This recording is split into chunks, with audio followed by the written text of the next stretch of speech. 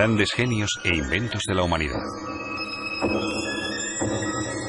Alexander Fleming, Howard Florey, Ernest Boris Chain y la penicilina.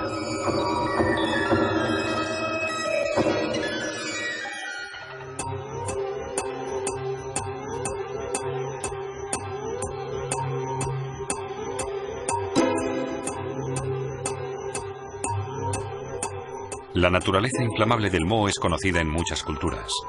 En la antigua China se utilizaban alimentos enmohecidos para curar quemaduras y heridas. Asimismo, a mediados del siglo XVII, el boticario real John Parkinson usaba moho para tratar heridas. De hecho, era un remedio casero. Hasta finales del siglo XIX, en muchas regiones inglesas aún se trataban las heridas con calumbre. En Europa, América, Asia y África, en todo el mundo, el moho sirve aún hoy para tratar inflamaciones e infecciones de heridas.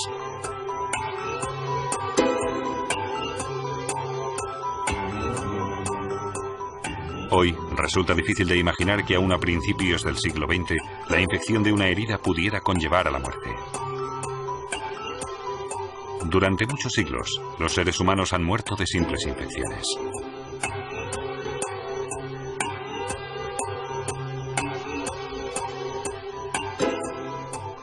Hasta que en 1928, Alexander Fleming descubrió la penicilina.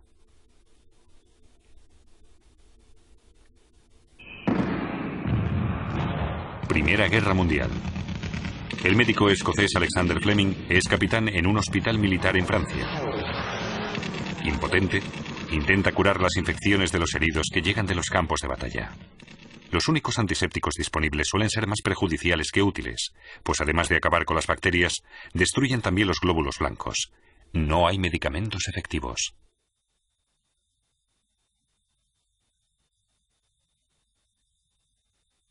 ...1928...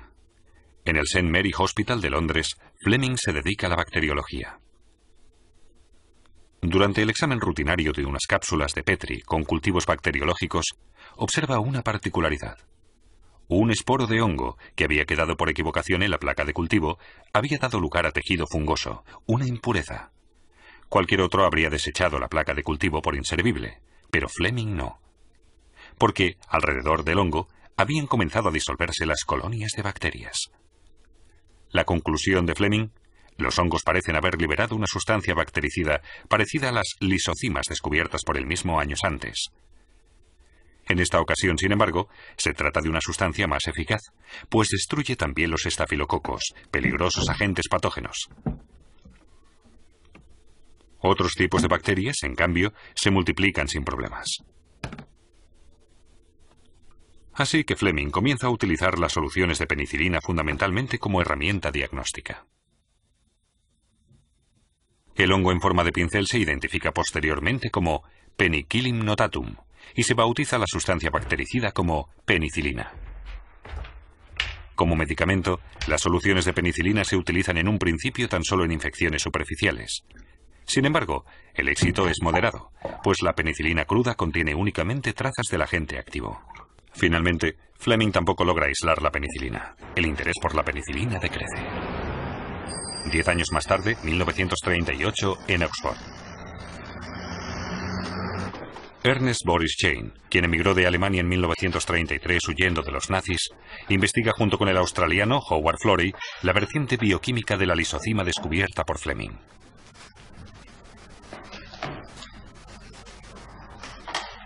Al término de su trabajo, Florey convence a Chain para seguir estudiando sustancias antibacterianas.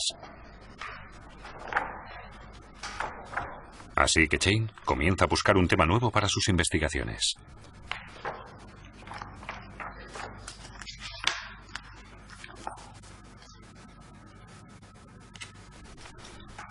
Estudiando la literatura publicada hasta entonces, en total Chain recopila más de 200 artículos. Da de pronto con los trabajos casi olvidados de Fleming sobre la penicilina.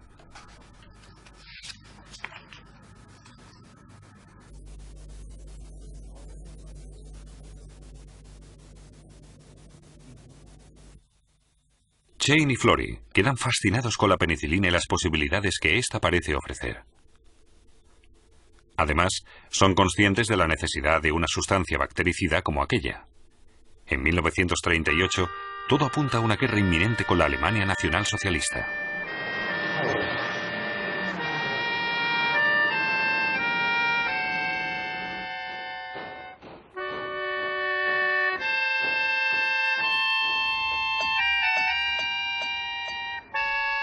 Partiendo de la cepa original del hongo de Fleming, Chain elabora más cultivos y logra los primeros extractos. Florey se centra en la experimentación animal. Al proyecto se incorpora Norman Headley, quien se encarga de las labores bacteriológicas. El 25 de mayo de 1940, con las tropas británicas a las puertas de Dunkerque, se lleva a cabo el primer experimento con ratones. La prueba es un éxito, pero para un ensayo clínico en humanos hay que producir una enorme cantidad de penicilina cruda.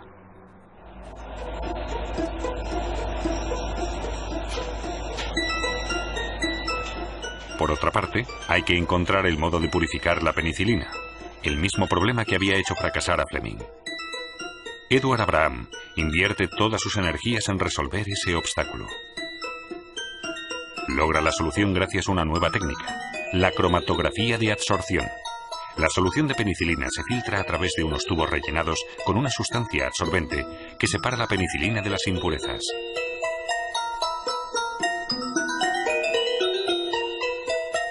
De este modo, Abraham obtiene por primera vez penicilina pura. En poco tiempo, el laboratorio de Florey se convierte en una pequeña fábrica. Hay que velar por un sinfín de recipientes con los cultivos de penicilina, pero aún así, los resultados son desalentadores. Las cantidades de penicilina obtenidas son muy escasas. Con 500 litros de líquido de cultivo se obtienen apenas la penicilina necesaria para tratar a 4 o 5 pacientes. Las capacidades del laboratorio de Florey son demasiado reducidas. Además, Inglaterra vive bajo la amenaza creciente de los ataques aéreos alemanes. Por todo ello, el desarrollo posterior del medicamento tiene lugar en Estados Unidos. El país dispone ya de las instalaciones y las técnicas necesarias. El objetivo es la producción industrial de penicilina. Se recurre a los rayos X, rayos ultravioleta y mutágenos químicos para crear una nueva supercepa de hongos generadores de penicilina, mutantes de gran rendimiento.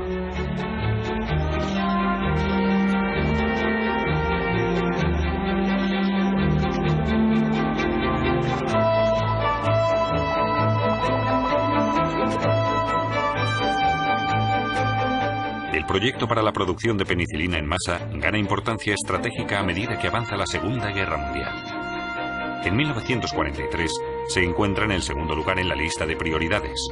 El primer puesto lo ocupa el Proyecto Manhattan, que se encarga del desarrollo de la bomba atómica.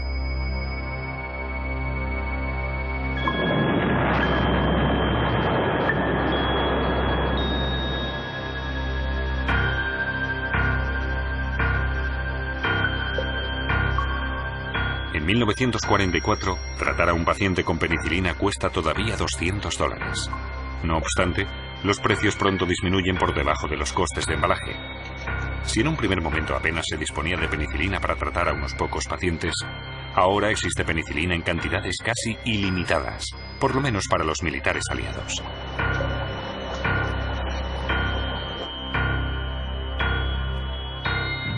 Cuando el día D los aliados desembarcan en la costa normanda, lo hacen protegidos de las temibles enfermedades del campo de batalla gracias a la penicilina. En el año 1945, Alexander Fleming, Ernest Boris Chain y Howard Florey son galardonados con el Premio Nobel de Medicina. Al finalizar la guerra y en un primer momento, la tan codiciada penicilina se vende en el mercado negro.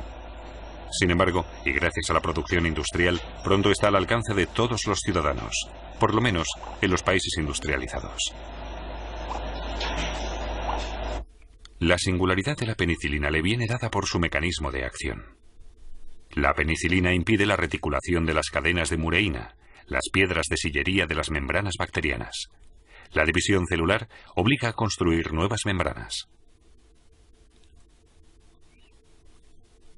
La penicilina daña las membranas celulares de las bacterias que se rasgan en los puntos flacos y provocan la explosión de las células. Otro grupo de medicamentos generados artificialmente, las sulfonamidas, se desarrollaron en Alemania en los años 30. La primera sulfonamida, el Prontosil, fue descubierto en 1932 por el químico alemán Gerhard Domag. Pero el tratamiento con sulfonamidas tenía graves efectos secundarios. La penicilina, en cambio, resultó ser tóxica tan solo con las bacterias e inocua con las células humanas. Aún así, progresivamente, aparecían más cepas de bacterias resistentes. Su arma de combate, la penicilinasa, una enzima que neutraliza el efecto de la penicilina.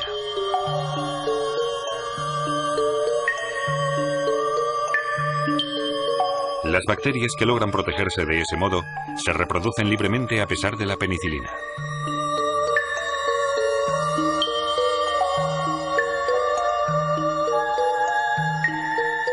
La penicilina se obtiene del moho para combatir las bacterias. Y todo lo contrario, la penicilinasa, el arma defensiva de las bacterias. Ambas al servicio de la lucha por la supervivencia. Hoy sabemos que la penicilina es solo uno de los muchos antibióticos que nos ofrece la naturaleza. Todos tienen un papel importante en la regulación de los organismos del planeta. Organismos, millones de los cuales viven en un espacio insuficiente. Esa convivencia se regula mediante sustancias que pueden tanto propiciar como impedir el crecimiento de los organismos. La penicilina es únicamente una de las muchas sustancias bactericidas. En 1943, Selman Waksman y Albert Schatz descubrieron otro importante antibiótico, la streptomicina, producida también de forma natural por un hongo. Devino el primer medicamento efectivo contra la tuberculosis. Waksman fue también quien acuñó el concepto antibiótico.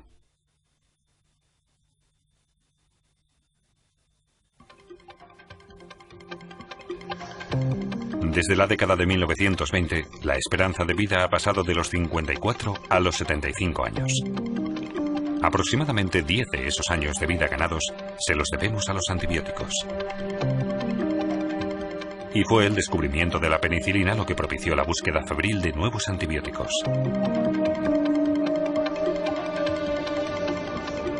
En la actualidad se conocen más de 6.000 antibióticos. Muchos más están de camino.